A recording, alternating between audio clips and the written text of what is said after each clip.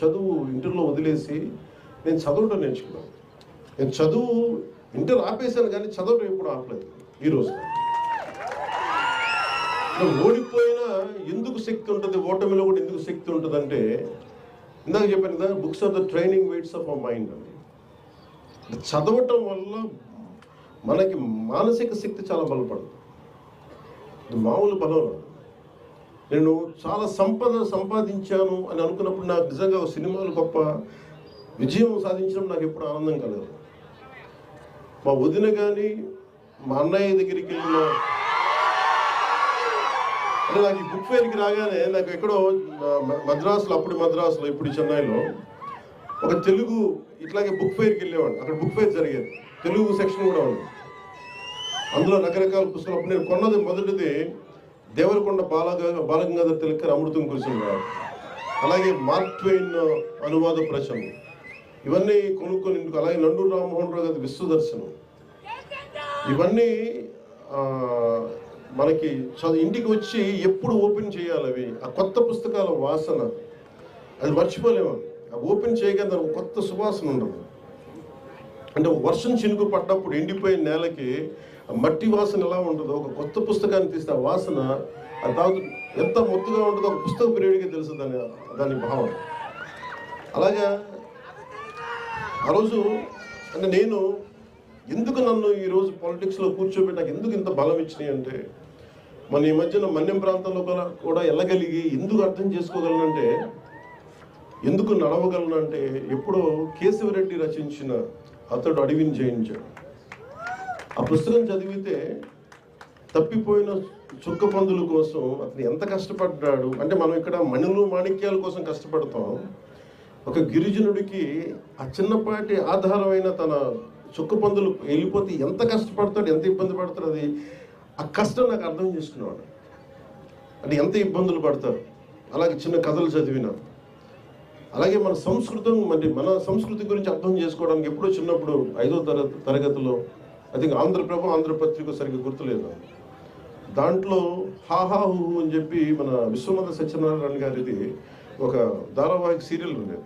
నాకు ఎందుకు గుర్తుండిపోయిందంటే, ఏదో ఒక విదేశాల్లో పెద్ద బహుళంతస్తులు ఉన్న ఒక సెంటర్లో ఒక అశ్వముఖంతో ఉన్న మనిషి శరీరంతో ఒక గంధర్వుడు పడిపోయి ఉంటాడు, ఇలా మూర్చపడిపోయి ఉంటాడు. ఆ ఫోటో చూశాను, అది చదివి దాన్ని చదవడం స్టార్ట్ చేశాను.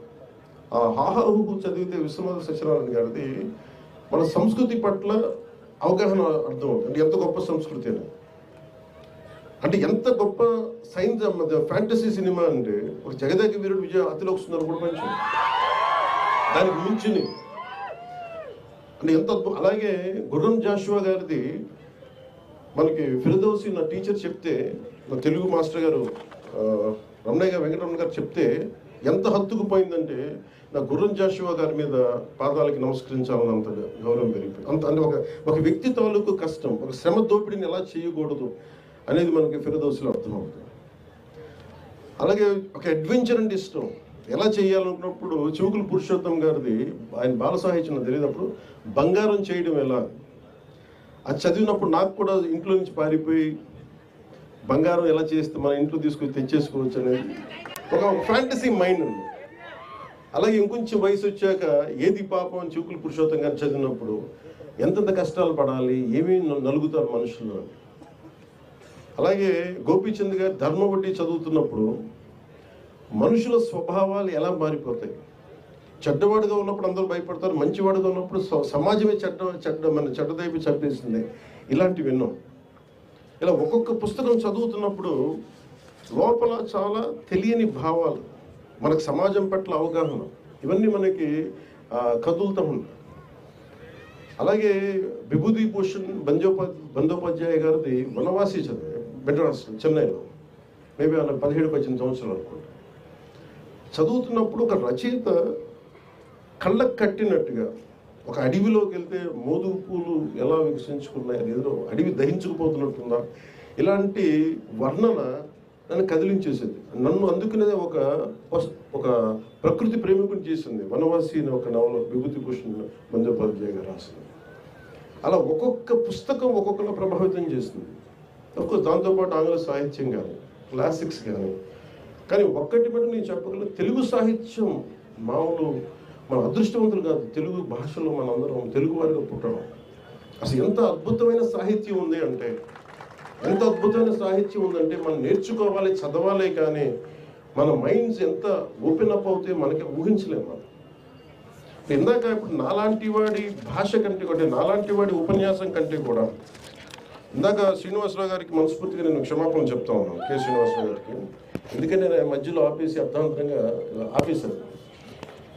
అంటే ఆయన భారతదేశంలో ఉన్న అన్ని భాషల్లో ఉన్న కీలకమైన కథలన్నీ ఆయన ఇంగ్లీష్లో ఇండియన్ స్టోరీస్ ఒక ఫస్ట్ వాల్యూమ్ ఆయన సంకలనం చేసి నాకు ఇచ్చారు. ఇప్పుడు నాకు మనస్ఫూర్తిగా వారికి నా ధన్యవాదాలు తెలుపుతున్నాను. అంటే మనం ఎందుకు అర్థం చేసుకోవాలి అంటే, నాలంటే ఒక పాపులర్ ఫిగరే, ఎక్కువ మందికి తెలిసి ఉండొచ్చు. కానీ నిజంగా జ్ఞానం ఉన్న వాళ్ళు ఎక్కువ మాట్లాడరు. మనం వెళ్ళాలి వాళ్ళ దగ్గరికి. శ్రీనివాసరావు గారు కానీ వేదిక పైన పెద్దలందరూ కూడా మన వాళ్ళ దగ్గర నుంచి నేర్చుకోవాల్సింది చాలా ఉంది. మేబీ నాలాంటి ప్రాచుర్యం ఉన్న వ్యక్తి, పాపులారిటీ ఉన్న వ్యక్తి అలాంటి మహానుభావుల గురించి తెలియజేస్తే, వేదిక పైన మహానుభావుల గురించి తెలియజేస్తే అది నిజంగా సమాజానికి చాలా గొప్ప సేవ చేస్తున్నారు. అంటే మనం పాపులారిటీ అంటే పాపులారిటీ ఉన్నంత మాత్రాన వాళ్ళు మేధావులు కాదు, నాతో సహా. ఎందుకంటే ఒక కథ రాయాలి అంటే భాష మీద ఎంత పట్టు ఉండాలి, వ్యాకరణం మీద ఎంత పట్టు ఉండాలి, అసలు ఒక్కొక్క పదప్రయోగం మీద ఎంత పట్టు ఉండాలి. ఎందుకంటే నేను స్క్రీన్ ప్లే కూడా రాస్తాను కాబట్టి నాకు తెలుసు ఎంత కష్టమో నాకు తెలుసు. ఒక స్పీచ్ రాయాలంటే నాకు ఎంత శ్రమ పడతానో నాకు తెలుసు. మన తిరుపతిలో సనాతన ధర్మం గురించి ఒక స్పీచ్ రాయాలంటే ఒక 6 గంటలు, నాకు ఆల్మోస్ట్ ఒక 7 గంటలు పెట్టిన స్పీచ్. పొద్దున్న కూర్చుంటే తిరుమలలో కూర్చొని రాయడానికి. అది రాస్తున్నప్పుడు నాకు అర్థమవుతుంది ఒక శ్రీ తాలూకు ఎంత వేదన పడితే ఒక మహాప్రస్థానం వచ్చి ఉంటుంది, ఎంత జ్వలించిపోతే ఒక వర్షం కురిసిన, ఒక అమృతం కురిసిన రాత్రి వచ్చి ఉంటుంది, తిలక్ ఎంత జ్వలించిపోయి ఉంటాయి. అంటే ఒక్కొక్కళ్ళ గురించి. అలాగే విశ్వనాథ గారు అన్ని గొప్ప కావ్యాలు రాయగలిగారంటే ఎంత దహించుకుపోవాలి ఆయన. అంటే ఎంత ఆయన కూర్చొని వంట చేస్తూ నోటితో ఆయన రాయలేదని చెప్తారు ఆయన. ఇప్పుడు ఆయన గురించి అసలు చెప్తూనే కథ నోట్ చెప్పేవాడు. మళ్ళీ ఈరోజు ఆపేసిన కథ మళ్ళీ రేపు పొద్దునకి మళ్ళీ అందిపుచ్చుకొని మళ్ళీ అది కంటిన్యూ చేయడం. అలాంటి మన విజయవాడలో మహానుభావులు. అలాగే ఎంత సాహితీ సేవ చేయొచ్చు అంటే నాకు అనిపించింది, మనకి సూర్యరాయాంధ్ర నిఘంటు అంటే మీకు ఒక డిక్షనరీ పట్టుకుంటే మన కథ, మన ఉదాహరణకి ఒక క్రిమినల్ ఆయన మాల్కమ్ ఎక్స్ అని. మాల్కమ్ ఎక్స్ ఒక చిన్న కార్ థెఫ్ట్లో పట్టుకొని, కార్ని జాక్ చేస్తే దొంగతనం చేస్తే పట్టుకొని ఆయన జైల్లో పెడితే 18-19 ఏళ్ళప్పుడు ఆల్మోస్ట్ జైల్లో చాలా సంవత్సరాలు ఉంటున్నాడు. ఆయన దొరికిన ఒకటే ఒక పుస్తకం, ఒక ఇంగ్లీష్ డిక్షనరీ.